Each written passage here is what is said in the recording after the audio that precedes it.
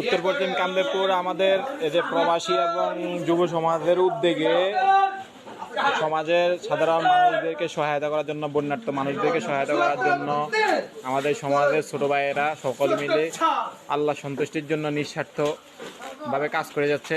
আমাদের ভলেন্টিয়ার ভাইয়েরা সবাই এই যে মানে হাসি খুশিভাবে সবাই কাজ করতেছে, সবাই নিঃস্বার্থভাবে কাজ করতেছে, অনেক কষ্ট করতেছে। আজকে মালামাল চৌমুহনী থেকে আমরা অনেক কষ্ট করে মাল চৌমুহনীতে পাওয়া যাচ্ছে না, দীর্ঘ সময় ধরে সে সকাল থেকে সারাদিন ধরে আমরা কার্যক্রম পরিচালনা করে মাল চৌমুহনী থেকে এখন মোটামুটি আমাদের কামদেবপুরে নিয়ে এসেছি।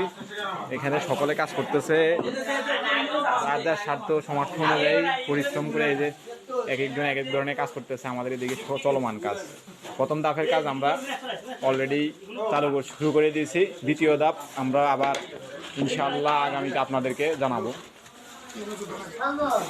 আমাদের প্রত্যেকেই মানে স্বতঃস্ফূর্তভাবে কাজ করতেছে।